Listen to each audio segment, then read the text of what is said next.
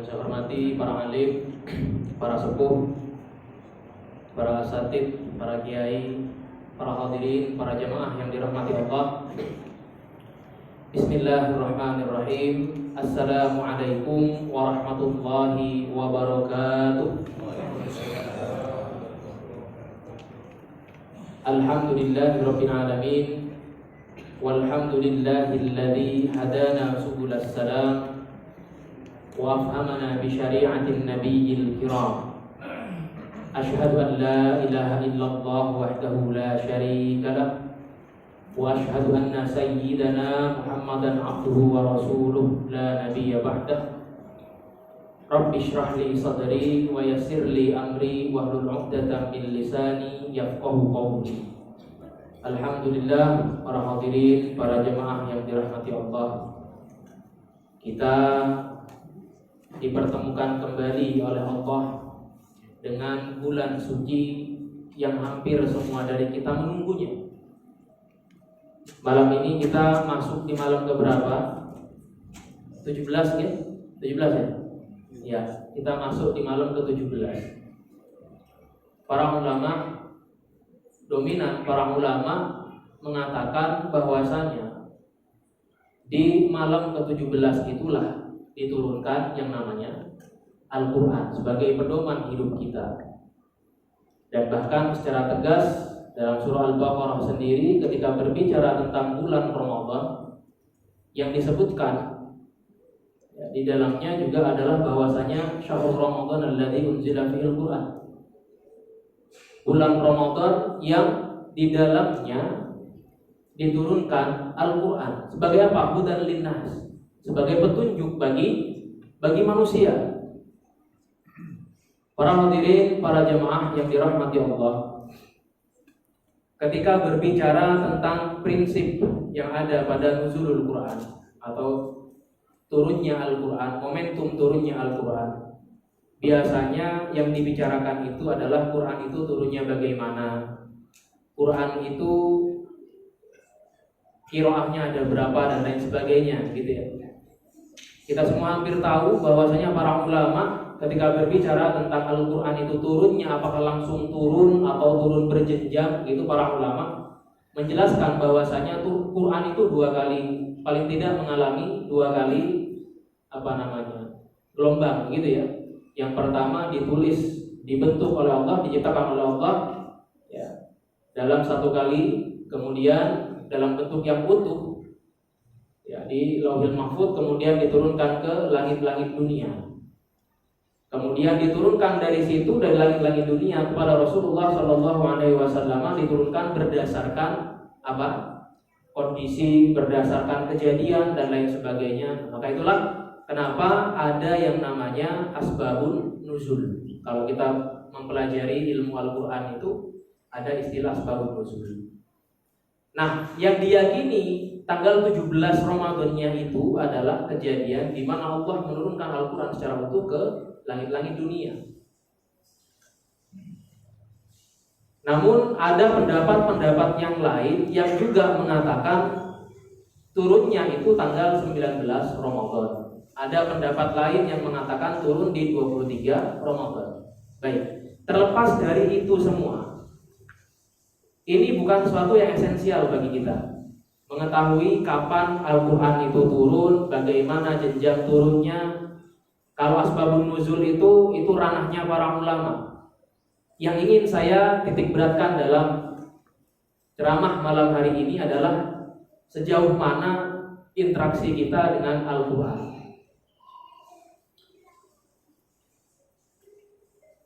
Ada beberapa hal ya ketika kita berbicara tentang Al-Quran. Saya ingin bertanya dulu kepada para jemaah di sini. Anda semua beriman kepada Al-Quran atau tidak? Beriman atau tidak? Beriman. Karena memang perintahnya di antara rukun iman itu apa? Beriman kepada kitab-kitab Allah. Di antara kitab-kitab Allah ada Zabur, Injil, gitu ya, Taurat, ada Al-Quran. Al-Quran ini yang jelas-jelas di depan mata kita. Kalau yang lainnya, kitab-kitab samawi yang lainnya, kita imani keberadaannya saja karena memang disebutkan dalam Al-Quran penamaannya. Selesai sampai di situ. Tapi Al-Quran, kita bukan hanya beriman tentang keberadaannya, tapi esensinya itu menjadi kepribadian kita. Bahkan ada hal, kalau kata para ulama, ketika berbicara tentang interaksi Al-Quran, itu pertama, nilai-nilai Al-Quran sudah sejauh mana. Yang kedua, adab kita terhadap Al-Quran seperti apa. Yang ketiga, kebiasaan harian kita dengan Al-Quran sejauh mana. Nah, ini yang perlu kita tekankan terkait masalah interaksi kita dengan Al-Quran. Jangan-jangan ini sebagai muhasabah saja antara kita. Allah mempertemukan kita dengan Ramadan tahun ini, jangan-jangan karena Ramadan tahun lalu kualitas kita, kualitas interaksi kita dengan Al-Quran itu nol. Jangan-jangan seperti itu. Jangan-jangan Ramadan tahun lalu ada yang tidak menyentuh Quran sama sekali. Bukan nggak khatam ya. Kalau nggak khatam paling tidak masih baca Quran, gitu kan ya. Nah, jangan-jangan ini jangan-jangan gitu ya. Entah karena apalah. Saya tidak yakin karena kesibukan. Ya, sesibuk-sibuknya orang. Ini mohon maaf ini Bapak Ibu sekalian. Saya ini orang kantoran. Kalau Anda berkata, Anda beralasan saya tidak bisa nyentuh Quran Pak, tidak bisa baca, tidak sempat baca Quran karena saya orang kantoran. Saya juga orang kantoran, masuk jam 8, pulang setengah 5 sama. Bahkan kalau bulan Ramadan, ini mohon maaf, yang namanya penceramah itu ya hampir subuh, kemudian duhur, maghrib pasti ada, isya pasti ada ceramah, gitu ya. Jadi kalau dibilang sibuk, hampir tidak ada. Sekarang zaman ini, gitu ya, di zaman ini kita bisa install Quran itu di handphone kita. Jadi alasan apa lagi yang akan kita katakan? Alasan apa lagi yang akan kita angkat untuk alasan apa? Tidak bisa membaca Al-Quran, tidak sempat membaca Quran itu dari mana? Mohon izin, saya di malam ini sudah masuk di juz 26, gitu ya. Artinya dalam sehari mungkin saja saya 1,5 juz atau 2 juz. Gimana caranya? Pagi pada subuh jangan tidur, baca 1 juz. Nanti duhur selesai duhur kan nggak ada makan siang tuh, kalau break jam kantor ya, itu tidak ada makan siang, kita 1/2 juz, menjelang maghrib 1/2 juz, atau ba'da tarawih 1/2 juz, 2 juz dalam sehari. Bisa.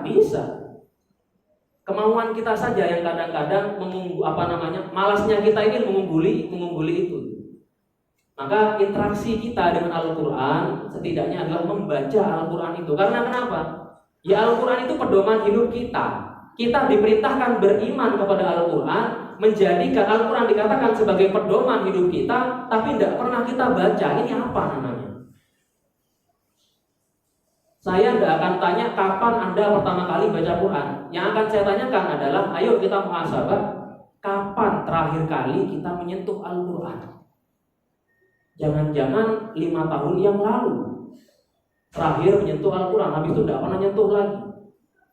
Jangan-jangan sebelum Ramadan, pas Ramadan, yang namanya Ramadan bulan Al-Quran justru nggak disentuh Qurannya. Nauzubillah. Nah, ini evaluasi untuk kita bersama para hadirin, gitu ya. Dikatakan dalam Al-Quran surah Al-Jasiyah, hadza basairul linnas wa rahmah liqaumin yuqinun, kan gitu. Quran itu adalah pedoman bagi siapa? Bagi manusia. Wa hudan wa rahmah, petunjuk dan rahmat bagi kaum yang meyakini. Sekarang kita ditanya, meyakini Al-Quran itu dari mananya? Kalau bacanya aja jarang-jarang. Nah, ini menjadi catatan penting untuk kita. Kita mengaku beriman dengan rukun iman. Kita berikrar bahwasanya kita beriman kepada Allah, beriman kepada kitab-kitab Allah, kepada para malaikat, para rasul dan lain sebagainya itu, tapi tidak kita laksanakan. Apa namanya? Padahal iman itu butuh pembuktian. Iman itu butuh pembuktian. Tidak cukup hanya dengan ikrar saja. Karena makna iman sendiri ketika didefinisikan adalah apa? Al-iman huwa al-yaqinu bil qalbi wal iqraru bil lisani wal amalu bil jawarih. Iman itu maknanya adalah keyakinan yang ada dalam hati, ikrar dari lisan, dan implementasi dari perbuatan-perbuatan kita. Itulah kenapa dalam Al-Quran, nah ini rahasianya Al-Quran nih Bapak Ibu sekalian, saya bocorkan di sini ya. Di Istiqlal tuh belum tahu nih rahasianya, karena saya belum diundang ke situ. Jadi di Al-Quran itu ketika ada amaliyah, amal soleh apapun, gitu ya. Ketika ada amal soleh, yang dipanggil siapa? Orang beriman. Puasa, yang dipanggil siapa? Ya ayyuhalladzina amanu. Gitu kan ya? Wanita disuruh pakai jilbab menutup aurat, apa dikatakan? Wa kullil mu'minat. Laki-laki disuruh jaga pandangan, wa kullil mu'minin, kan gitu ya. Nah, artinya apa? Sholat, inna sholata kanat 'alal mu'minina kitaban mawquta, kan gitu. Sholat itu untuk orang beriman. Nah, lagi-lagi ketika ada amaliyah yang dipanggil siapa? Orang beriman. Ini maknanya apa? Iman butuh bukti. Tidak cukup hanya dengan klaim. Ketika kita mengaku beriman kepada Al-Quran, yuk baca Qurannya. Nah, ketika dikatakan dalam Al-Quran, Quran itu sebagai pedoman, Quran itu sebagai petunjuk, kenapa justru zaman sekarang Quran hanya menjadi hiasan dinding di rumah, bahkan berdebu? Ya Anda, bahkan berdebu. Bahkan ada apa namanya itu? Apa sawang-sawang itu ya? Nah itu kan, karena tidak pernah kesentuh. Ya. Maka ini yang pertama, sejauh mana interaksi kita membaca Al-Quran. Yang kedua, sejauh mana akhlak kita terhadap Al-Quran. Para ulama mengatakan, man lam yujawwidil Qur'ana fahuwa athim. Barang siapa yang tidak membaca Al-Quran dengan tajwid yang benar, dengan tata cara yang benar, maka dia berdosa. Alhamdulillah imam kita ini tadi imamnya enak ya, nyantai bacaannya. Ada kondisi, semoga tidak di masjid ini ya, semoga, karena ini pertama kali saya di sini. Dimana kalau ada taraweh itu imamnya lupa tajwidnya. Bismillahirrahmanirrahim. Alhamdulillahirabbil alamin arrahmanirrahim maliki yaumiddin. Itu kan ya? Ada yang seperti itu. Nah, itu kan viral tuh di mana-mana tuh. Memang para ulama mengatakan kalau jumlah sholatnya banyak, khafif, ringankan sholatnya. Tapi kadang ini disalahpahamin para jemaah. Mengkhafif, mentahfif, meringankan sholat, bukan mempercepat bacaan sholat sehingga maknanya dan tajwidnya itu keliru. Para ulama sudah bilang bahwa man lam yujawwidil Quran, yang bacaan Qurannya tidak benar tajwidnya maka berdosa. Si imam berdosa nanti. Ya. Bismillahirrahmanirrahim. Bismillahirrahmanirrahim. Itu aja sudah salah. Ya, imnya itu salah, haknya enggak baca. Itu kan. Antara hak dengan hak kadang-kadang juga ketukar. Kadang-kadang jadi hak semuanya gitu. Kadang-kadang enggak kebaca. Im itu aja. Nah, itu juga menjadi perhatian kita. Sebesar apa, sebaik apa akhlak kita terhadap Al-Qur'an, adab kita terhadap Al-Qur'an. Adabnya adalah membaca Al-Quran itu dengan cara yang benar, dengan tajwid yang benar. Seandainya target tarawih itu adalah sholatnya cepat selesai, kenapa tidak membaca surah yang pendek saja, tapi bacaannya santai? Kan bisa, namanya strategi gitu kan. Nah itu strategi, baca aja Al-Kautsar di semua rakaat, boleh enggak? Enggak masalah.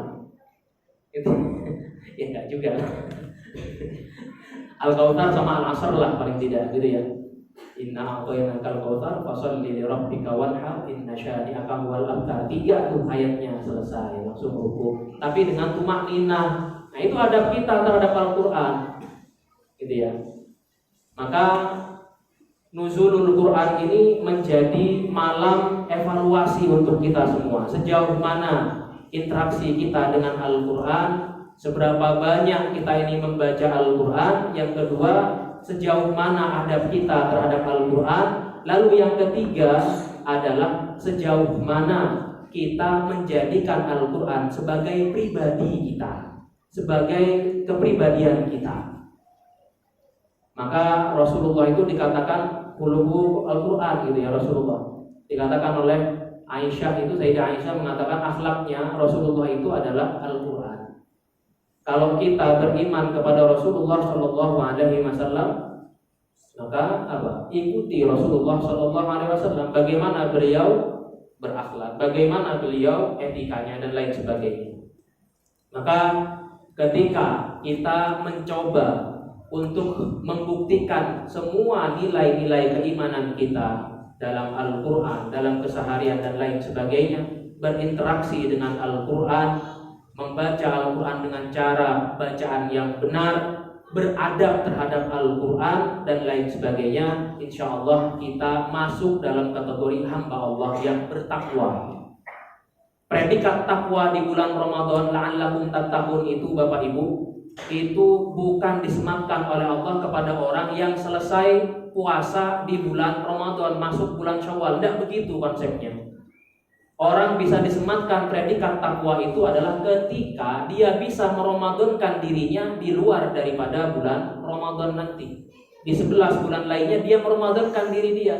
Bukan Ramadan itu kan bukan cuma nggak makan nggak minum, tapi ada unsur akhlak, ada esensi kejujuran dan lain sebagainya. Maka tolak ukurnya yang paling utama adalah Al-Quran. Usikum wa nafsi bitaqwallah.